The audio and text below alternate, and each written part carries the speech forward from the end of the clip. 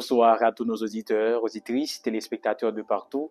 Bienvenue et bonne participation au non-dit de la leçon. Cette semaine, nous allons étudier la toute dernière leçon, la leçon 13, intitulée l'épilogue. Connaître Jésus et sa parole. Et le verset de mémoire se trouve dans Jean 5, 39, qui se lit ainsi: vous sondez les Écritures parce que vous pensez avoir en elles la vie éternelle. Ce sont elles qui rendent témoignage de moi. Jean 5, 39. Avant nous dire plus, en prière. Professeur par excellence, nous te supplions, prends place parmi nous, que tout soit dit pour ta gloire, afin que notre âme soit édifiée à salut au nom de Jésus. Amen. L'épilogue, connaître Jésus et sa parole. Connaître Jésus avec parole. Première partie, leçon 1, d'ailleurs, on me dit que leçon semaine est très simple, donc on va faire court. Première partie, leçon 1, qui c'est partie dimanche là, qui a comme titre La rencontre en Galilée. La rencontre en Galilée. Les chita collés sur un passage de l'évangile selon Jean, Jean 21, le dernier chapitre de cet évangile, les versets 1 à 19. Faut me dire que il est vrai que nous pas l'île après-midi en émission noire, mais moi invité ou, moi encourager ou l'île dès que ou un petit moment pendant semaine. C'est un chapitre qui est très intéressant. Mais avant même que vous commencez l'île, si vous faites ça, tant d'explications que m'bral ba ou yo, qui permettent au mieux aborder non seulement leçon semaine, mais également aborder chapitre là en dehors de leçon semaine. Jean 21, verset 1 à 19, lui offrit un pile leçon spirituelle et pratique qui est très riche pour vie chrétienne. En nous commencer, il y a un premier élément que nous pourrons souligner dans la lecture de chapitre 21, c'est qui s'allie, c'est la fidélité et la patience de Jésus. Ben m'expliquer. Songez que Jésus est mort. Qui ça nèg yo fait? Le texte nous dit que nèg yo retourné à ancienne vie. Jésus réapparaît à disciples, donc après sa résurrection, malgré nèg yo té confus, malgré yo té douté, et malgré yo retourné à ancienne vie, parce que le texte nous dit nèg yo t'a péché poisson. Jésus réapparaît à nèg yo. Leçon que nous capables de tirer déjà en la première section ça, c'est que Jésus ne se lasse pas de venir vers nous. Même lorsque nous sommes perdus, même lorsque nous retournons à ancienne mauvaise habitude nous, Jésus pas jamais fatigué chercher ou bien relève ou bien vinn côté. Parce que la fidélité de Jésus est constante. Il nous appelle encore et encore à revenir à lui. Donc nous-mêmes aujourd'hui, nous devons songer que Jésus pas jamais abandonné. Même si nous prenons des décisions, dit des paroles, prend des chemins qui a fait le fâcher, ou bien nous virer de bali, mais lui-même l'a toujours vient chercher nous. Parce que Jésus, dans sa fidélité constante, je dis, l'a continué, relais nous encore. Deuxième bagage, nous pourrons le remarquer. C'est-à-dire que Jésus retourné à la journée, malgré nèg yo retourné dans ancienne vie, nèg yo passé nuit là, yo pas péché rien. Yo pas trappé, pas même yo cribiche.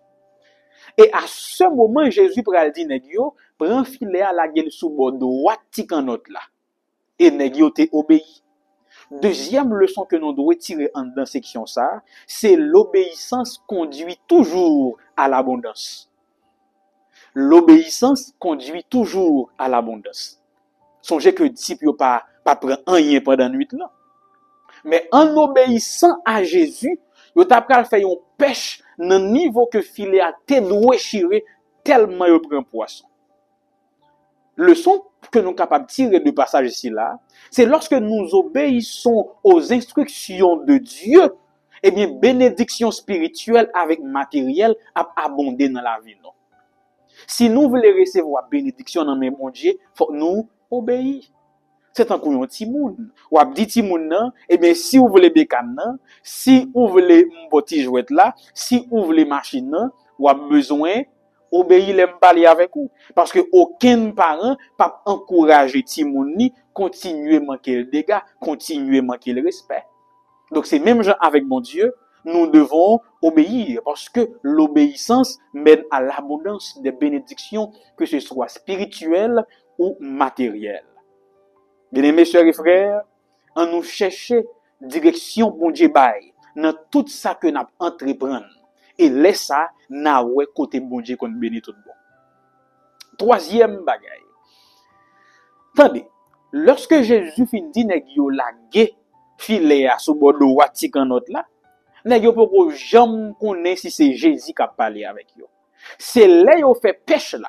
C'est les filets a vin tellement rempli nan point pour ta chire, nèg yo vin reconnaître que nèg qui parlait avec yo c'est met yo. Si là qui te mouri, qui ressuscité. Qui sont qu'on doit comprendre dans partie ça. C'est que dans toute bénédiction la vie nous, dans toute provision, petit coulier, Jésus toujours manifesté. En pile fois, il y a des petits bagages qui fait dans vie nous, nous pas prêter attention. Mais nous avons ces gros témoignages, nous avons ces accidents pour faire, nous avons ces gros maladies pour nous atteindre, pour nous dire bon Dieu font bagaille pour nous. Et pourtant chaque jour, le texte biblique nous dit que Dieu renouvelle sa miséricorde et c'est bien fait. Donc c'est chaque jour, bon Dieu fait miracle, multiplie bénédiction dans la vie nous. De ce fait, partie leçon ça, surtout en cette période de fin d'année, nous devons remercier bon Dieu pour toutes ces petites choses qu'il accomplit au quotidien dans notre vie. Et je continue. Il y a une partie qui est extrêmement importante, c'est la conversation entre Jésus et Pierre, que nous connaissons en pile. C'est côté Jésus et les Pierre ce côté. C'est normal parce que Pierre était rongé par la culpabilité. Nous sommes été sermenté 3 fois, dit pas de jambe contre Jésus. Et à ce moment, Jésus relève Pierre. C'est normal. Ou par contre, il y a des gens qui font bagaille, la veille statue. Tout ça dit la veille, pour qu'ils soient honnêtes. Parce que le suspect, il gon pouvoir la poter, il pas fin trop à l'aise. Tout ça dit, même s'il pas un rapport avec lui, il sent-il mouillé. Mais c'est même gens tout, Pierre pas fin trop confortable dans la présence de Jésus, sachant que il était sermenté, il pas de jamais reconnaître lui. Et à ce moment, Jésus l'appelle. Et puis Jésus dit, mais pour rappeler, disons mieux, dernière conversation qui a été gagnée, parce que Pierre était sermenté, il a dit, regardez, tout n'est qu'à abandonner, même moi là.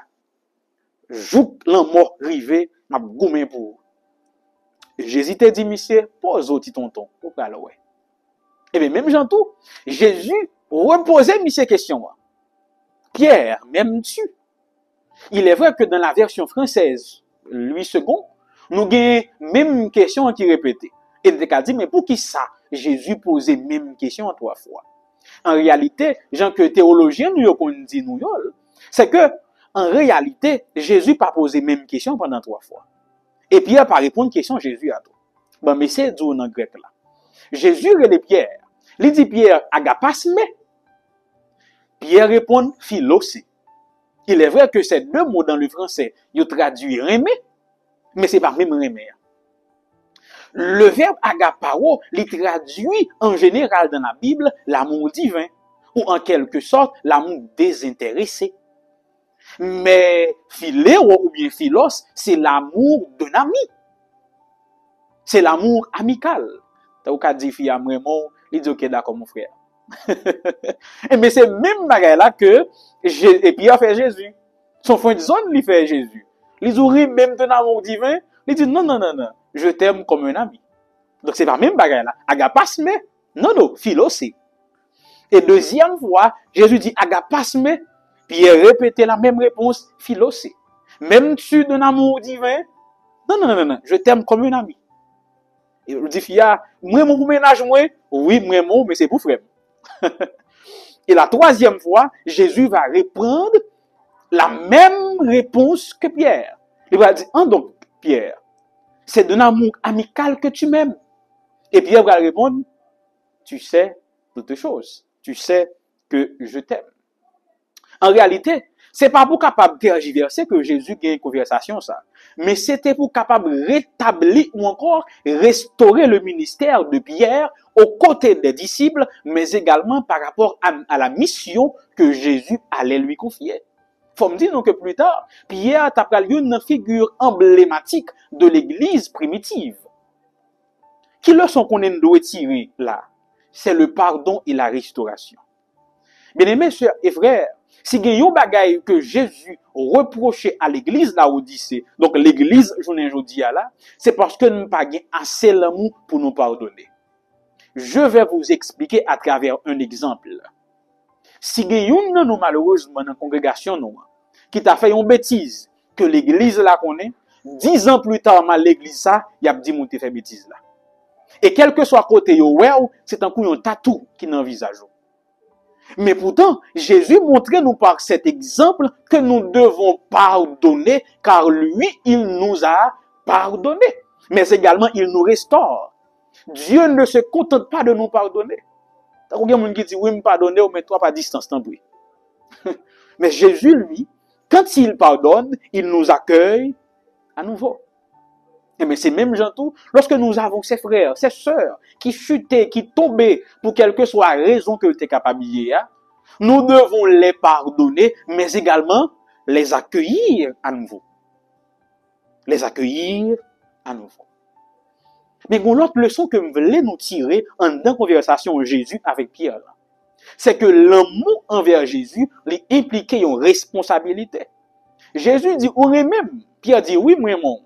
Il dit, eh bien, dans ce cas, prends soin de mes brebis, nourris mes brebis. Donc, leçon pour nous aujourd'hui, là, c'est que l'amour que nous manifestons, en fait, moi, je dis plutôt, l'amour que nous disons nous pour Jésus, nous devons manifester à travers des actions concrètes. C'est pas seulement dire, oui, moi, j'aime Jésus. Bon, si je demande combien nous aimons Jésus, nous tous avec lui, amen. Mais c'est pas ça. Nous devons poser des actions concrètes. Nous devons montrer visiblement l'amour ça que nous avons pour bon Dieu, dans la relation que nous avons avec l'autre. Et de là étant, on passe dans la deuxième partie leçon, qui c'est garder les yeux fixés sur Jésus. Partie lundi. Le chute à coller sur 5 grands versets. Jean 21, verset 20 à 25. Et c'est partie ça qui va conclure l'évangile selon Jean. En nous écoutez bien.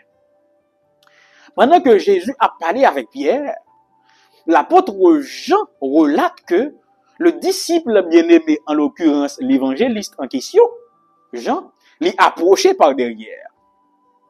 Mais pourtant, Jésus te dit Pierre, suis-moi. Et puis il dit Pierre tout, ou bien pour mourir, donc il tout bali une prédiction sur comment Pierre pourra souffrir, mais également sur comment la mourir. Et lorsque Pierre faut garder lui Jean, il dit et monsieur lui-même, comment la mourir? Quel est son sort? Et Jésus pourra répondre, si je veux qu'il reste jusqu'à ce que je revienne, que t'importe. Si vous voulez le retourner, faut ça garder. Qui rapport ça gagne pour le avec vous? Et à ce moment, les disciples qui tentent de cette déclaration de Jésus, ils ont dit que Jean a vécu éternellement. Ils ont dit, avant Jean mourir, Jésus a été retourné. Qui le sont qu'à tirer de passage ici là, l'homme fin présenter dans le contexte là.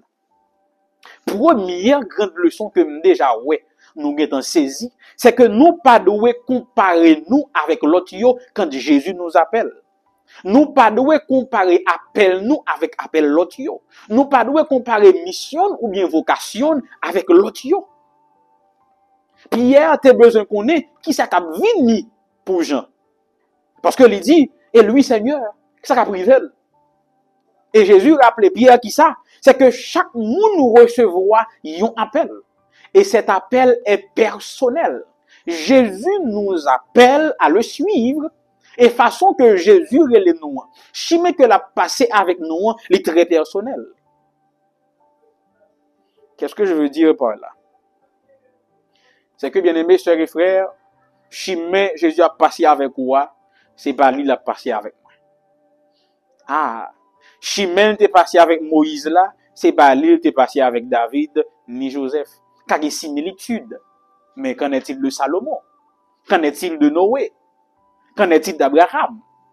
Chaque gagne un chemin que bon Dieu tracé avec lui.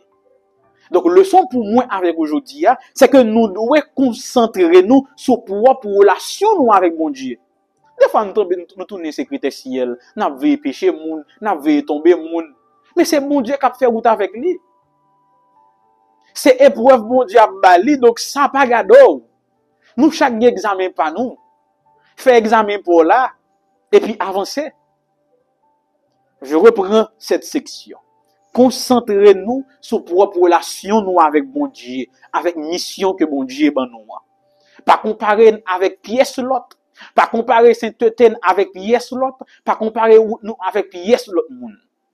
Parce que nous chaque nous gain chemin nous gain cheminement nous avec mon Dieu. Bon Dieu gain façon parle pour sauver nous chaque. Deuxième leçon que nous sommes capables de tirer, c'est dans la déclaration de Jésus. En réalité, on va tirer deux leçons là-dedans. Première leçon, c'est la souveraineté de Dieu sur chaque vie. Parce que Jésus va dire, on va quitter, monsieur vive, je vais retourner. Ça montre que Dieu a un plan spécifique pour la vie de chacun de nous. Ah, bon, il y a une raison qui fait moins avec vous qu'on fait fausse route. Ou qu'on y a une raison qui fait moins avec vous qu'on tombe. C'est parce que nous aimons faire, nous voulons faire le tout. C'est parce que nous aimons David faire, nous voulons faire. Non. Bon Dieu, pas bon nous histoire David pour dire que la passé même avec David, avec nous. Non, non, non, non, non, non. Il dit nous, nous te fait le pour David, nous te fait le pour, mais notre propre histoire pas à ma manière. C'est important, bien aimés chers et frères, de nous rappeler, et c'est réconfortant, surtout dans le monde surtout dans le pays Haïti qu'on est que pour la vie nous chaque, Dieu a un plan spécifique. Oui, Dieu a un plan spécifique. Troisième leçon, qui est extrêmement importante, que vous voulez nous prêter attention avec elle. Au moment que Jésus dit, si vous avez décidé de quitter monsieur vivre, je vais retourner, quand ça garde. Disciples qui tendaient, ils pral mal interpréter déclaration Jésus. Youn pral dit l'autre, Jésus dit que Jean pas jamais mourir, alors que Jésus n'a jamais affirmé cela. Bien-aimés sœurs et frères, écoutez bien. Parole que Jésus prononçait capable mal comprise, même par croyant qui pi proche liya. Donc, moi prendre ça. Les paroles de Dieu, les paroles de Jésus, les enseignements de la Bible, parfois peuvent être mal comprises ou interprétées, même par un monde qui est plus proche, mon Dieu. Ça enseigne-nous pour nous pas tirer des conclusions hâtives ou bien interpréter parole, bon Dieu, sans que nous baguions discernement. Donc, leçon ou bien application pour nous aujourd'hui, nous-mêmes qu'à regarder les non-dits, c'est pour nous apprendre à étudier attentivement les écritures sacrées et demander l'Esprit Saint discernement.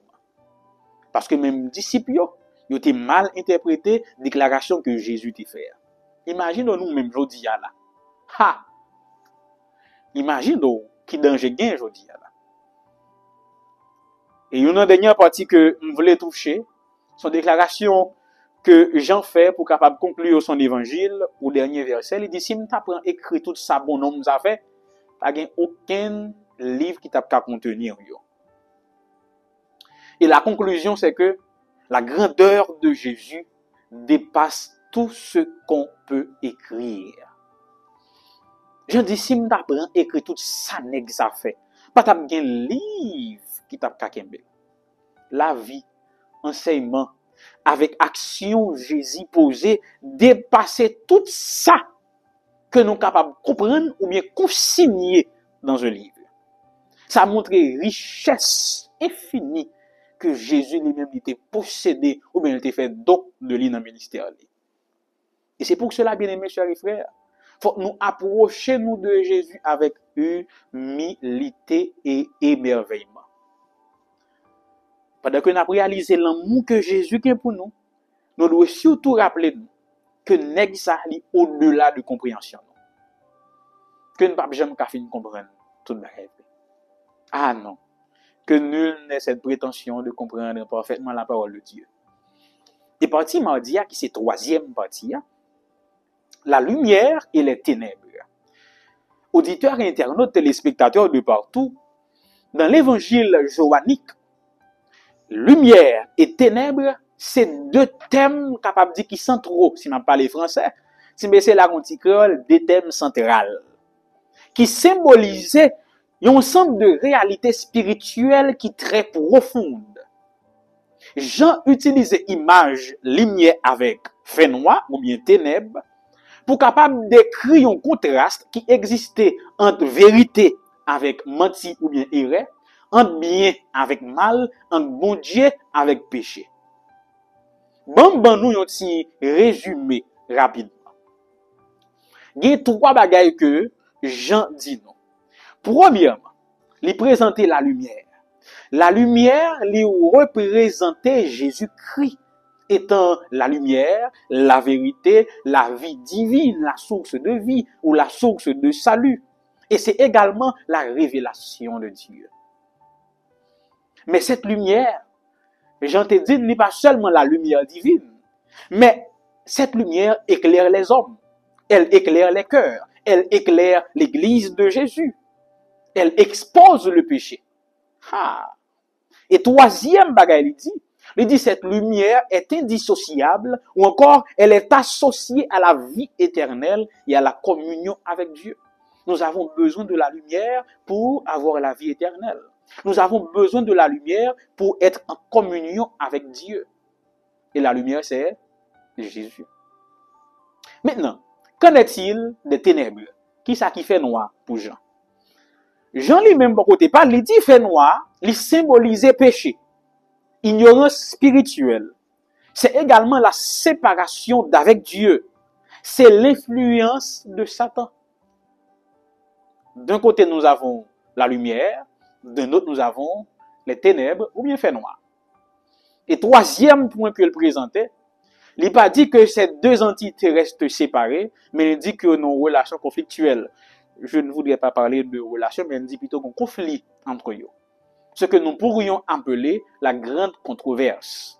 Donc, tout au long de l'évangile de Jean, dans le ministère de Jésus, nous avons ces deux réalités, nous avons lutte. Ces deux réalités spirituelles, nous avons lutte, nous avons conflit, vérité avec menti.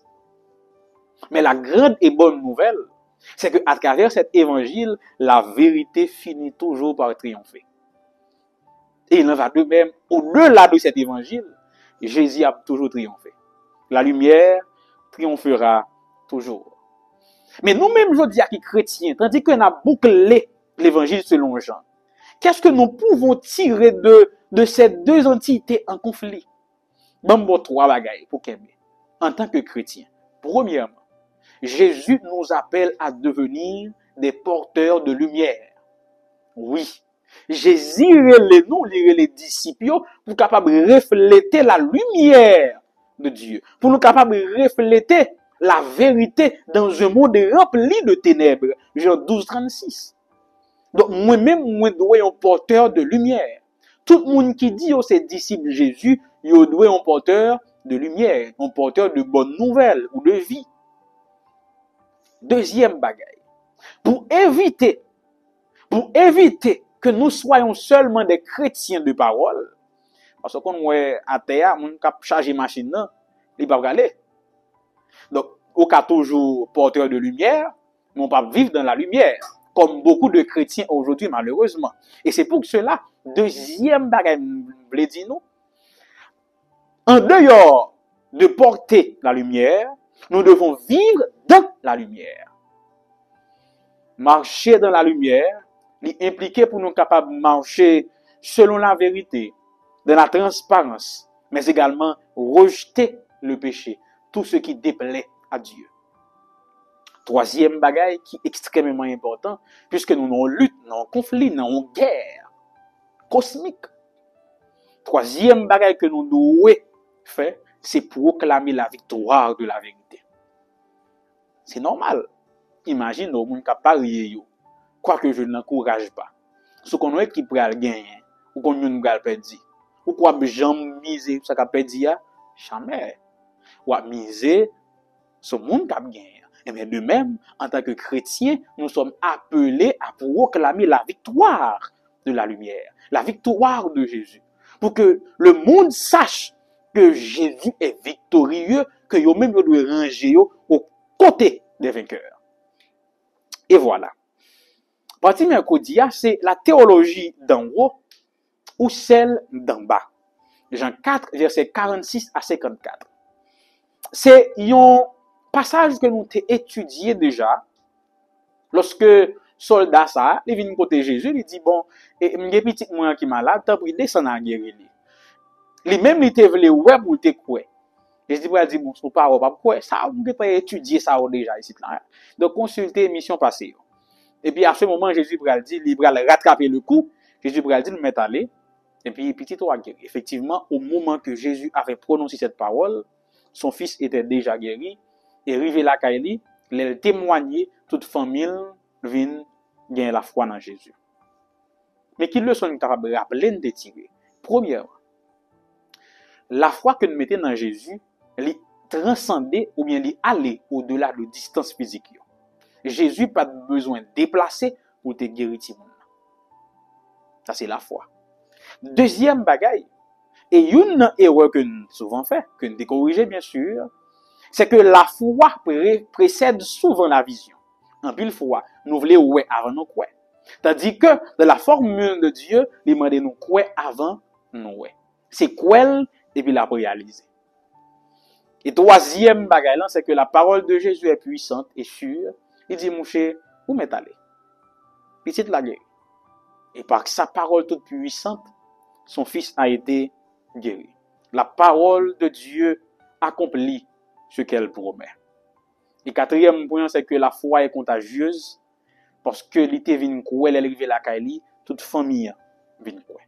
Maintenant, qui rapport qui est en théologie d'en haut et d'en bas avec histoire ça? Ça qu'on a c'est dans questionnaire pour aller, me va montrer ça auteur là. Auteur en fait nous comprendre et je déclare que cet homme avait rencontré la lumière du monde. Mais il était décidé quoi si et seulement si Jésus t'a fait miracle. Donc il voulait voir avant de croire. Ça c'est la théologie d'en bas. La théologie d'en bas, il voulait pour que nous croyons avant nous ouais. La théologie d'en bas, il fixait ses propres règles pour que Dieu soit Dieu, pour que la vérité soit la vérité. La théologie d'en bas, il fixe ses propres normes pour que Dieu soit Dieu. Mais la théologie d'en haut, c'est pas les hommes qui fixent les normes, mais Dieu a déjà fixé les normes. Et que nous devons obéir. Voici la différence. Mais la théologie d'en haut, nous croyons avant de voir. Ainsi, bien aimés sœurs et frères, malheureusement, on a parlé de théologie d'en bas, on va parler de païens, non, s'il vous plaît. On a parlé de frères, de sœurs qui sont dans l'église avec nous des fois, dans relation avec mon Dieu, qui voulaient ouais avant de croire. Qui voulaient fixer propres règles pour dire, mais ça fait bon Dieu qu'à bon Dieu, mais ça fait sa vérité, etc., etc. Comme quelqu'un l'avait dit récemment, que Dieu ne peut pas mourir. Bon, je te réponds ni même pas tourner sous les. Donc nous voulons fixer des règles pour que Dieu soit Dieu. Je continue. Dernière partie leçon, c'est partie jeudi, demeurer en Jésus. Jean 12, 32. Je me rappelle que le monde qui t'a demandé de me parler de lui, heureusement que l'auteur là est retourné sur lui dans toute dernière partie leçon. Et je lis le texte. Moi, quand j'aurai été élevé de la terre, j'attirerai tous les hommes à moi. Son texte qui est assez simple, mais nous demandons souvent, mais de quoi est-ce que Jésus parlait? Et nous avons une brève réponse, et puis nous faisons approfondissement. Contexte chapitre 1, c'est une sorte de préparation à la crucifixion. Donc c'est dans le contexte ça que nous devons comprendre la déclaration de Jésus. C'est dans viseur ça, nous comprenons. Donc Jésus a prononcé ces dernières paroles avant sa crucifixion. En façon pour capable non seulement anticiper sacrifice là, mais également mettre disciples au parfum de ce qui allait arriver. Qu'on y a en entrée dans le texte là. Il dit quand j'aurais été élevé. Ici élevé capable de deux sens. un sens physique ou bien littéral, un sens symbolique ou bien spirituel. Sens physique, il fait référence au moment où Jésus a été enlevé sur la croix. Là, il prend Jésus, il mettait lui sur croix et il mettait le campé. Jésus a été enlevé de la terre parce qu'il a été placé sur la croix. Ça, c'est le sens physique. Le sens spirituel, les renvoyer au moment, même quand nèg yo prend Jésus, il a levé le mettre sur croix, c'est même moment papa prend a levé le mettre le bureau. Parce que dans la conception nous de la mort, surtout dans la coutume romaine, cette mort était la plus honteuse. Donc Jésus descend plus bas. Pendant que Jésus a descendu plus bas, papa montait le plus haut. Et l'autre point que nous devons tirer tout, c'est l'universalité du sacrifice de Jésus. Que dans un premier temps, je ne suis pas trop bien comprendre. Parce que il dit, lorsque j'aurai été enlevé, que ce soit sur la croix ou à la droite du Père, j'attirerai tous les Juifs, tous les Grecs, tous les Haïtiens, non, tous les hommes. C'est que ce soit à la croix, que ce soit à la droite du Père, Jésus attire tous les hommes vers lui.